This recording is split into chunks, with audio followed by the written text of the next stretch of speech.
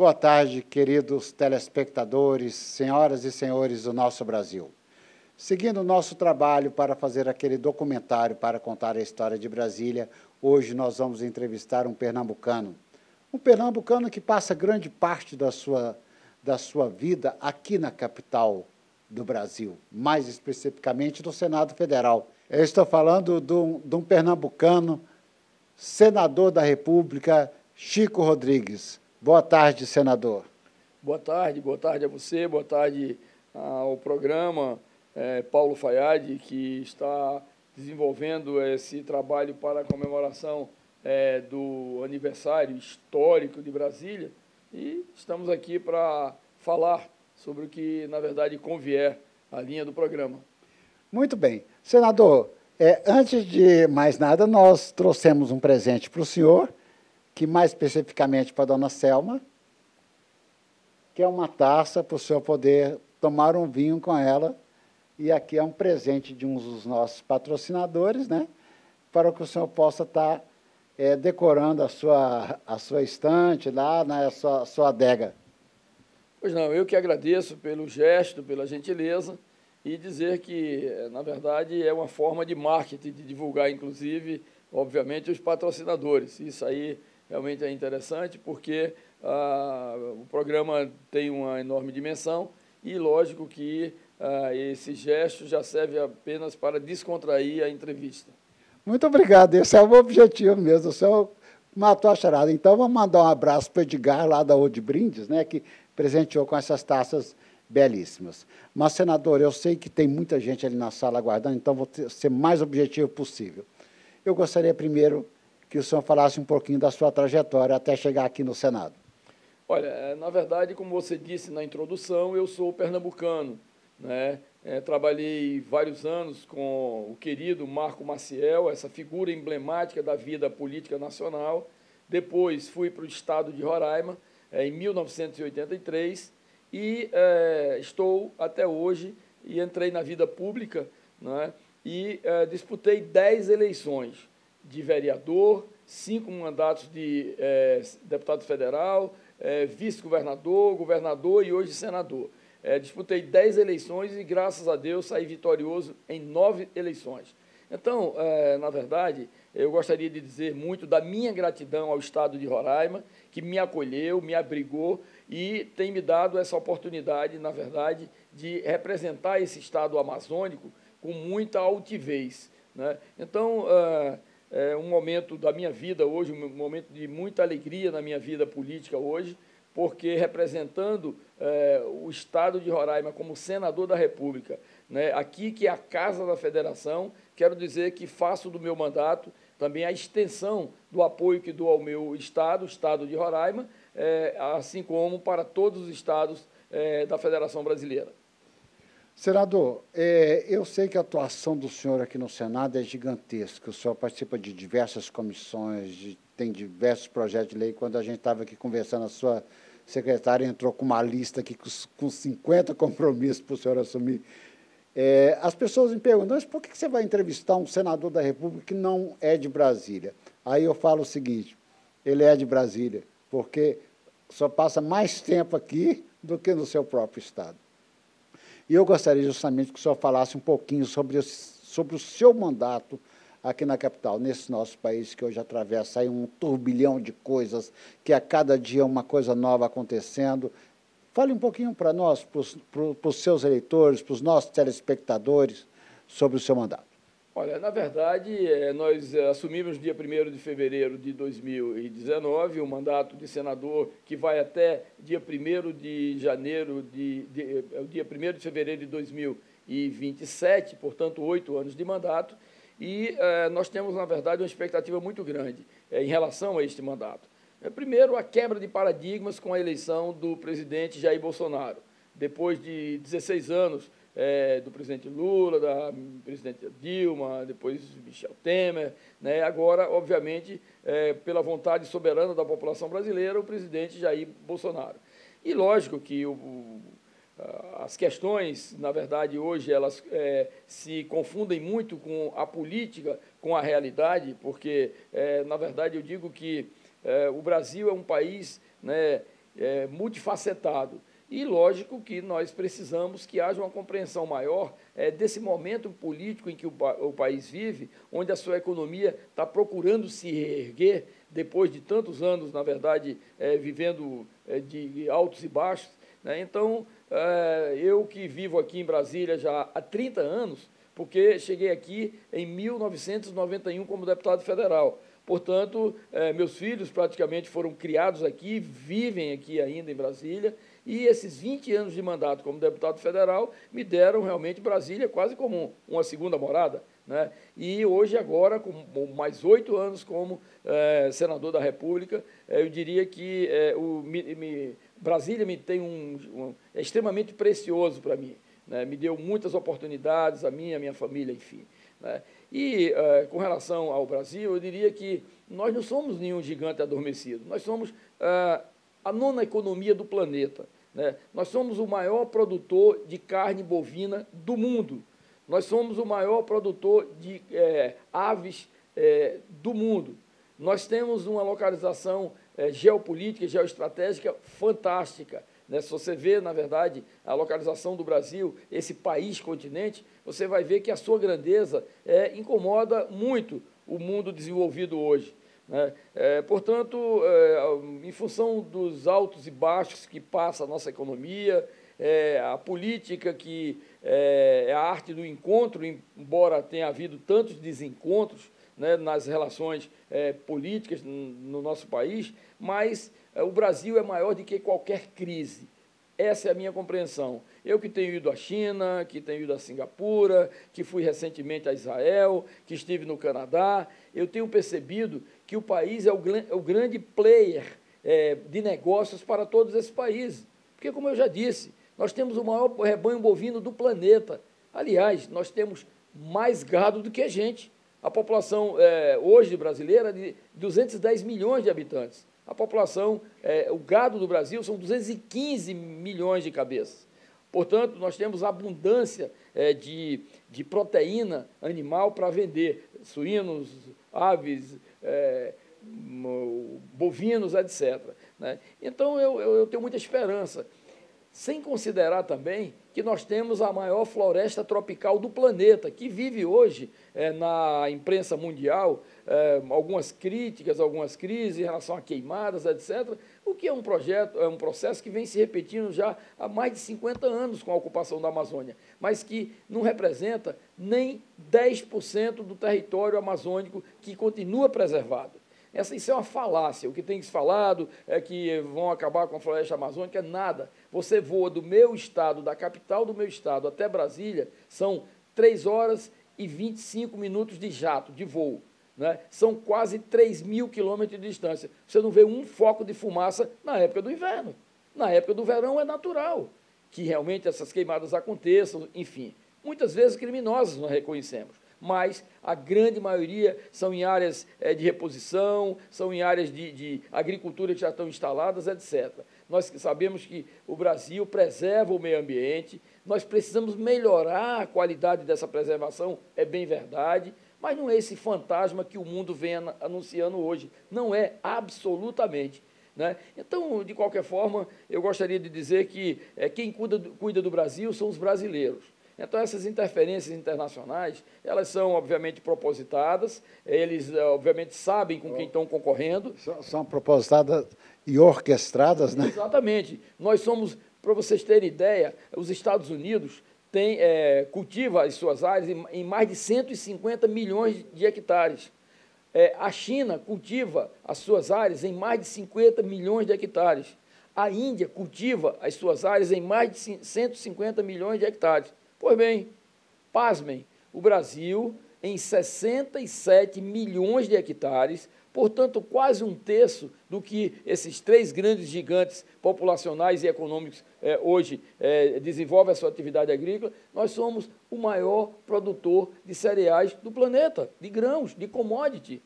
Então, tem alguma coisa errada nessas avaliações. Agora, lógico, queremos estabelecer uma política mais forte, queremos que as políticas sociais sejam mais vigorosas, entendemos que é necessário que a economia avance, e agora nós estamos vivendo o momento da reforma tributária, que será iniciada, já concluindo, né, a reforma da Previdência, e, obviamente, o ambiente econômico do Brasil vai ficar extremamente favorável para os grandes investidores estrangeiros possam realmente investir no Brasil. Eu tive no Canadá, como falei, eles têm nos seus fundos de pensões mais de 900 bilhões de dólares para investir em países que eles consideram emergentes.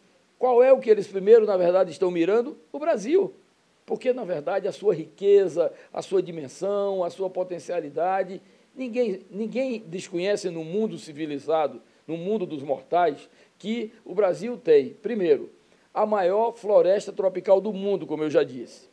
Nós temos a maior diversidade de produtos que são necessários para os fármacos, né? Nós temos os minerais estratégicos mais abundantes: ouro, nióbio, urânio, casterita, tantalita, petróleo, gás. Então, 19% da água doce do planeta, que é hoje, que será no futuro uma commodity importantíssima, água doce, né?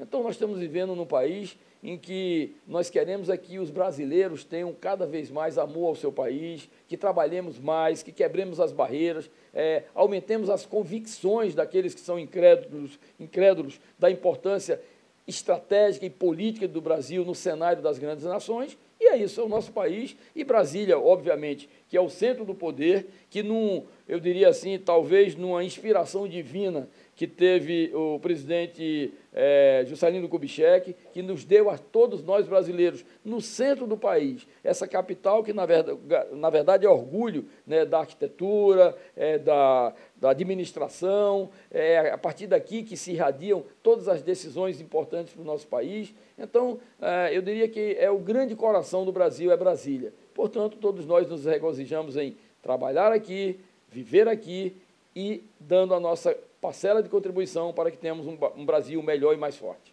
Senador, olha, o senador já falou tudo, tá? Mas eu preciso fazer mais duas perguntinhas para o senhor. Inclusive, o senhor falou sobre a reforma tributária, e nós temos caminhado aí, feito essas entrevistas com empresários, com pequenos, com médios empresários, e a maior preocupação deles, os geradores de emprego, é com a carga tributária. Eu espero que o senhor aqui, junto com seus colegas congressistas, possam fazer uma reforma tributária digna para que possa deixar o pequeno empresário gerar emprego. O presidente Bolsonaro falou que quer tirar o governo do ombro do empresário. E com o senhor aqui, como líder no Congresso, como líder do governo, então o senhor tem todo o aval, né, do presidente para fazer essa reforma tributária. E o pequeno empresário tem essa pujança, sabe?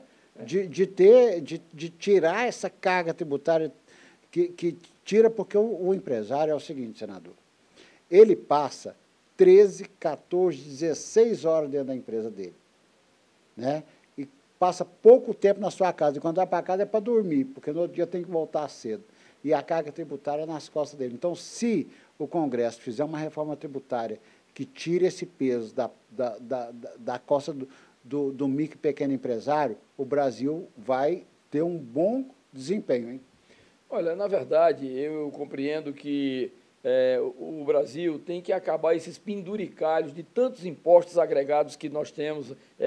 Existem impostos para tudo, municipais, estaduais, federais, enfim, né? E, lógico, que na reforma tributária nós torcemos para que a compreensão e prevaleça também a importância de nós, como existem vários projetos tramitando no Congresso já, sobre o imposto único. Você concentrar todos os impostos em apenas um imposto, assim como é feito em vários países do mundo. E aí também diminuindo essa carga tributária que nós temos, porque ela assusta e espanta o empresariado nacional e também o empresariado estrangeiro, né? E eu tenho certeza que o ministro Paulo Guedes está trabalhando nessa direção. O presidente Bolsonaro deu carta branca para que essa proposta seja formatada e, em sendo aprovada, em um regime que seja o mais receptivo possível e o menos rigoroso para com o empresariado. ele realmente sancione e nós possamos ter, na verdade, grandes investimentos aqui no nosso país, gerando emprego e renda para todos os nossos irmãos brasileiros. É isso que todo empresário espera e eu tenho certeza que o governo está trabalhando para isso. Senador, eu queria que o senhor contasse agora para os nossos telespectadores, para os eleitores, para o Brasil inteiro, para o mundo inteiro, uma história de sua vida. Nada aqui foi combinado, tá? Eu sempre digo isso, porque às vezes a pessoa fala, você combinou com o senador dele contar uma história. Mas eu queria que o senhor contasse uma história que vier à sua mente, à sua memória, uma história que marcou a sua vida, uma história que o senhor nunca mais vai esquecer. Vem alguma coisa à memória? Vem, claro que sim. Na verdade, eu entrei na vida pública política em 1988, como candidato a vereador na capital do meu estado. E, obviamente, com a transformação de Roraima na Constituição Cidadã de 1988 para transformação de território para Estado, que foi implementado a partir do dia 1º de janeiro de 1991, e ali eu já estava eleito, eu pulei de vereador para deputado federal, nós começamos trabalhando muito pelo nosso estado de Roraima e me reelegi a primeira vez em 1994, fui para o 3º mandato em 98, em 2002 voltei a repetir o 4º mandato e, na verdade, quase que como um visionário, eu tinha um sonho enorme, era de um dia ser senador da República. Não pensava nem em ser governador e terminou acontecendo, porque, na verdade, o cargo executivo não é uma vontade própria, eu diria que é destino, né?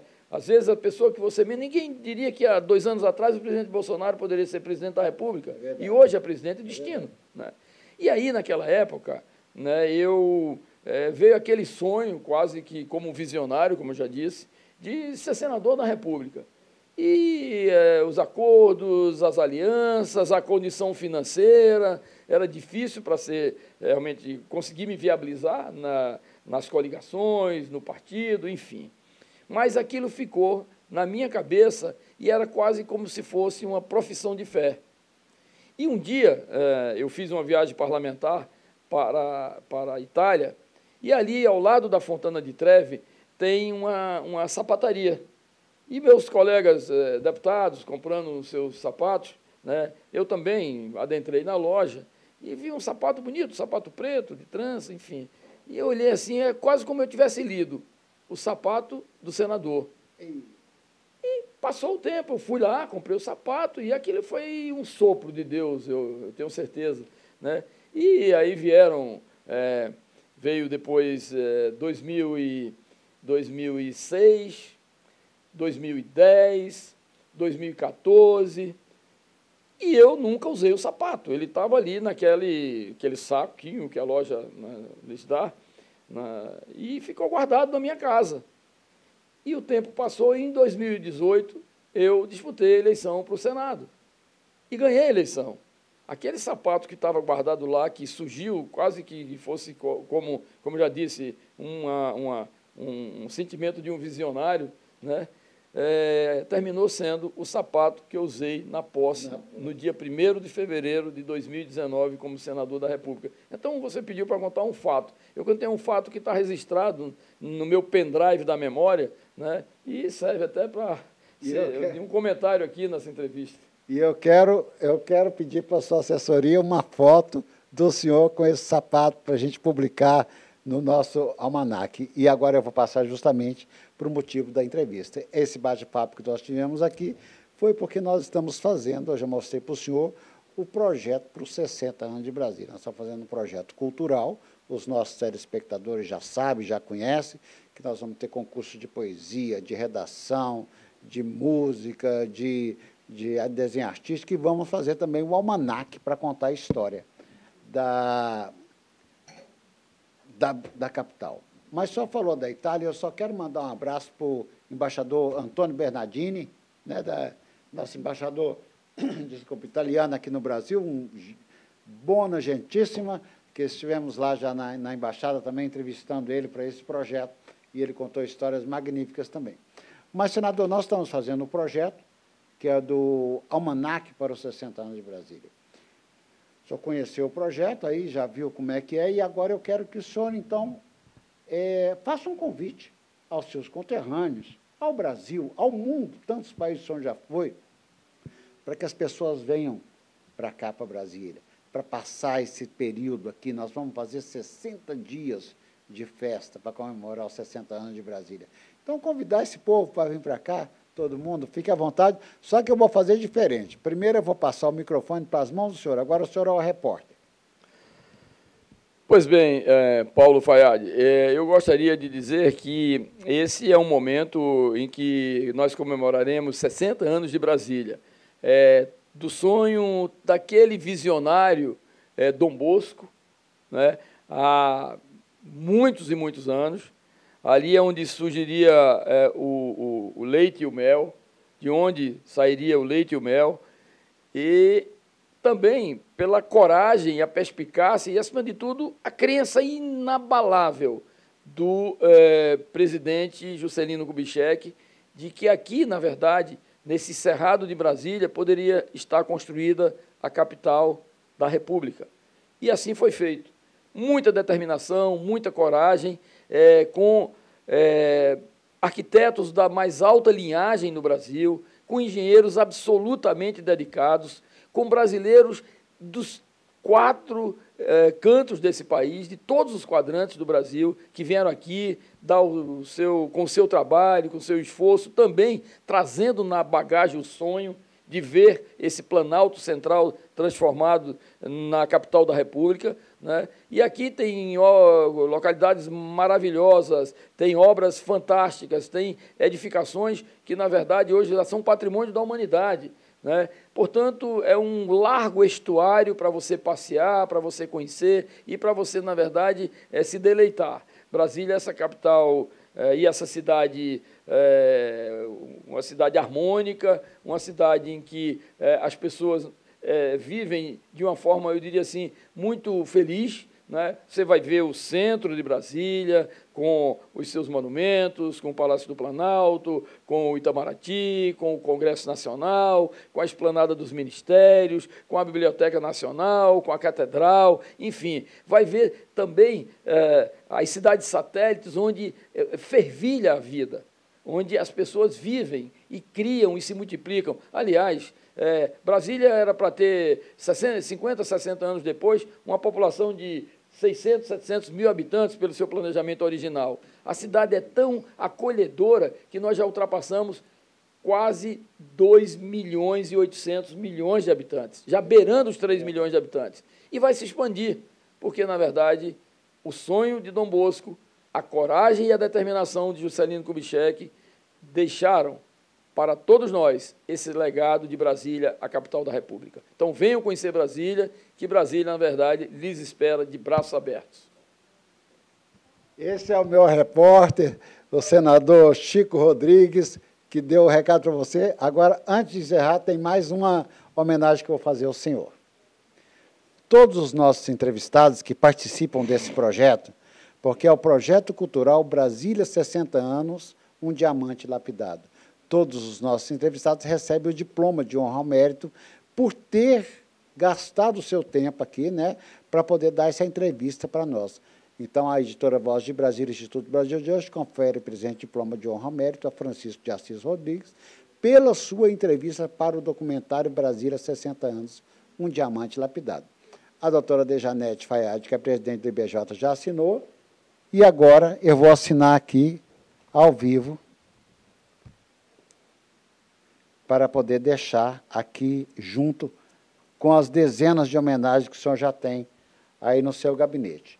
Aqui nós temos todos os QR Codes das nossas redes sociais, de todos os projetos. Como eu já falei para o senhor, foi um projeto aprovado pela Lei Rouanet e pela Lei do FAC e do LIC. Então, sinta-se honrado e prestigiado, e nos prestigiando também de poder passar às suas mãos esse diploma. Muito obrigado a você, Paulo Fayad, e quero dizer que esse diploma ele vai entrar na minha galeria de diplomas ao longo de toda essa minha trajetória na vida privada, na vida pública, principalmente, como parlamentar. Afinal, são 9 mandatos, portanto, 9 diplomas de vereador, 5 vezes deputado federal, de vice-governador, de governador do Estado e agora de senador da República. Então, com certeza, ele estará na minha galeria e, com muita honra, eu recebo e lhe agradeço, desejando êxito nesse programa, que, na verdade, é um projeto, que, na verdade, vai cada vez mais projetar a nossa capital, Brasília. E assim nós vamos encerrando essa entrevista, sem antes mandar um abraço para o deputado Gonzaga Patriota, que é o decano da Câmara, né, que presidiu a eleição do Maia lá, assim como o senhor também é decano aqui agora no Senado. Um abraço a você que teve a paciência de nos ouvir, de escutar essas histórias que o senador contou, e até a próxima. Um grande abraço a todos.